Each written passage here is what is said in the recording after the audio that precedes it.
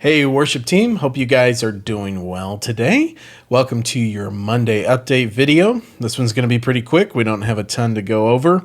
Just some things I want to remind you about, and then just one new thing that I want to throw your way. So let's go on to the reminders. If you'll remember last week's email and update video, we talked about scheduling for September and October. You should, by this point, have all of your blockout dates in.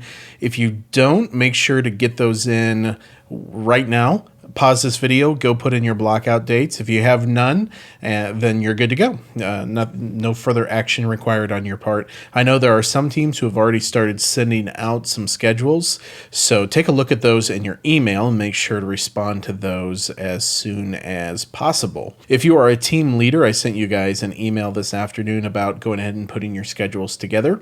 As you're able this week, go into Planning Center and put in your team's schedule. One of the easiest ways I found of doing this is to use the matrix view.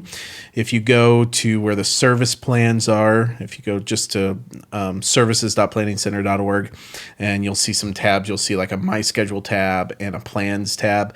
Just click the Plans tab, and that'll take you to all of the different service plan types. And where you see Sunday morning services, there's a button there that says Matrix.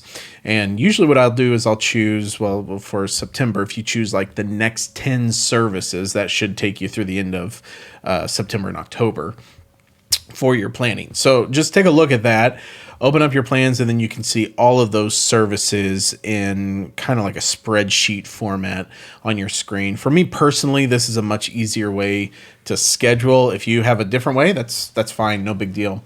Two things to watch out for that I'll ask your help with. Number one, those of you scheduling teams where you have the same personnel serving multiple services. So say you've got a team member who serves at both the 9 o'clock and 11 o'clock hours.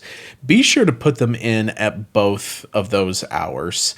Some teams, it's just understood that if you're scheduled at one service, you put everybody in at the 9 o'clock hour, and they understand that they serve, both the 9 and 11 o'clock service. Two issues that I've had with this. Number one, it makes it difficult when looking back, scanning over the service and making sure we have personnel, seeing those gaps in there. You have to think twice about, okay, which positions are actually open, and who do we actually need to schedule for these spots. So that makes it tricky. And the second thing is just communication. Sometimes I get team members who will reach out and ask me if they're only scheduled for one service or if we need them for both. So streamlines communication. Make sure that there are no questions about what's actually happening.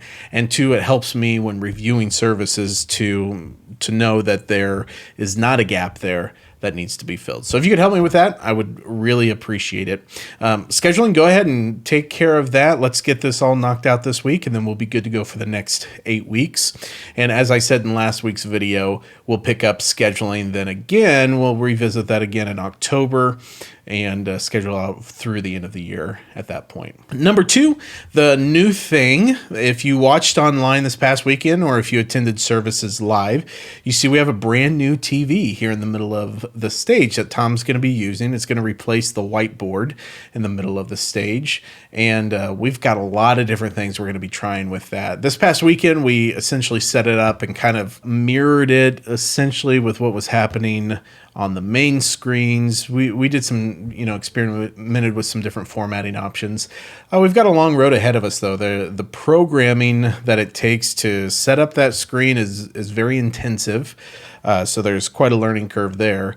And then just the functionality. We've got some big plans for it down the road. As far as setting up some interactive capabilities, hopefully between Tom's iPad and the TV. And eventually the plan is to move away from using lower thirds during the message and just have the information communicated on the TV. We're a ways away from that.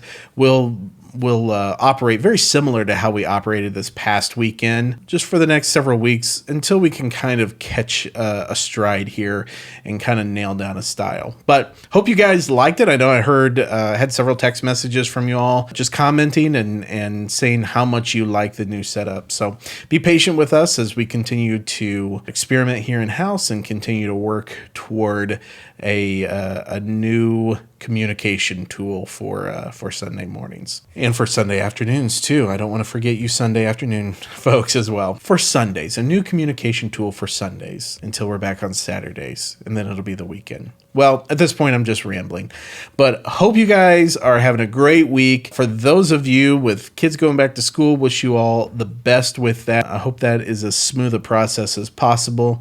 And if there's anything you all need, feel free to reach out to us this week. And looking forward to next weekend to serving with you all.